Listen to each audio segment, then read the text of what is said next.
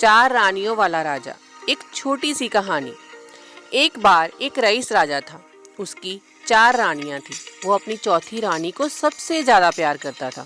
उसे महंगे कपड़े से लादे रहता था, बेहतरीन खाना खिलाता था। वो उसे केवल सबसे अच्छा देता था।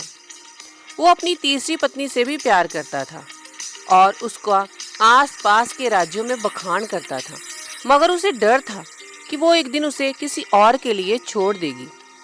वो अपनी दूसरी पत्नी से भी प्यार करता था और उसकी हमराय थी। वो उसके साथ हमेशा सहानुभूति, इज्जत और धैर्य से रहती थी। जब भी राजा को कोई परेशानी होती थी तो वो उसे बताता था ताकि वो राजा को उस परेशानी का हल बता सके। राजा की पहली पत्नी राजा की सबसे वफादार थी और राज्य और उसकी दौलत बढ़ाने में बहुत मदद करती थी, मगर वह राजा अपनी पहली पत्नी से बिल्कुल भी प्यार नहीं करता था।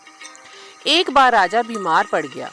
उसे समझ आ गया कि उसके पास बहुत कम समय है, इसलिए उसने अपनी चौथी पत्नी से पूछा, मैंने सबसे ज़्यादा प्यार तुमसे किया है और तुम्हें सबसे बेहतरीन चीज़ों से नवाजा है, तुम्हारा सबसे ज़्यादा ध्यान रखा है। अब जब मैं मरने जा रहा हूँ, क्या तुम मेरा साथ देने के लिए मेरे साथ चलोगी? तब उसके चौथी पत्नी ने जवाब दिया, बिल्कुल नहीं। उसकी बात राजा के दिल में छुरी जैसी चुभी। अब दुखी राजा ने अपनी तीसरी पत्नी से पूछा कि मैंने सारी जिंदगी तुमसे प्यार किया है, अब मैं जा रहा हूँ, क्या तुम मेरे साथ चलोगी? नहीं, ऐसा तीसरी पत्नी ने जवाब दिया। जिंदगी बहुत अच्छी है और जब तुम मरोगे तो मैं दोबारा से शादी करूंगी। अब राजा का दिल बैठ गया और वो अब ठंडा पड़ गया। फिर उसने अपनी दूसरी पत्नी से पूछा, मैंने हमेशा ज़रूरत के वक्त तुमसे मदद मांगी है और तुमसे ही हमेशा साथ दिया है, लेकिन अब जब मैं मरूंगा, क्या तुम मेरा साथ देने मेरे साथ चलोगी? माफ़ करना, इस बार मैं तुम्हारी मदद नहीं कर सकती। दूसरी पत्नी ने जवाब दिया, ज़्यादा से ज़्यादा मैं तुम्हें तुम्हारी कब्र तक छोड़ सकती हूँ। उसका जवाब बिजली की तरह राजा को लगा और वो बेहद दुखी हो गया। तभी एक आवाज़ आई, मैं आपके साथ चलूँगी और जहाँ आप जाएंगे वहाँ आपके साथ चलूँगी। राजा ने अपनी नज़र घुमाई तो उसकी पहली पत्नी खड़ी थी। वो बेहद कमज़ोर थी क्योंकि वो खाती नहीं थी।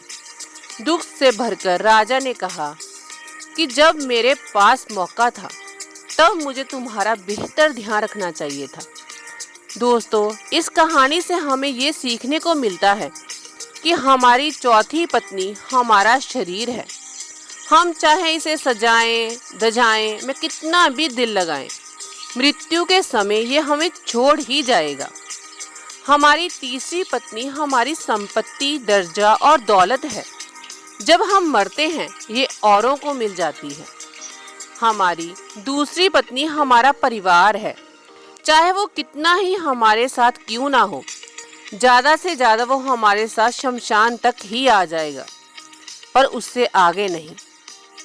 हमारी पहली पत्नी हमारी आत्मा है, जो अक्सर दौलत, ताकत और अहंकार के अलावा हमारे साथ रहती है, मगर हमारी आत्मा ही एक ऐसी है जो हम जहाँ जाएंगे वहाँ तक जाएगी। इसलिए उसे उपजाएं, ताकतवर बनाएं और इसका आज से ही ध्यान रखें। ये दुनिया में आपका सबसे बड़ा तोहफा है। ये कहानी आपको कैसी लगी प्लीज़ कमेंट बॉक्स में बताएं। अगर इस चैनल पर आप नए हैं तो इस चैनल को सब्सक्राइब करना मत भूलें।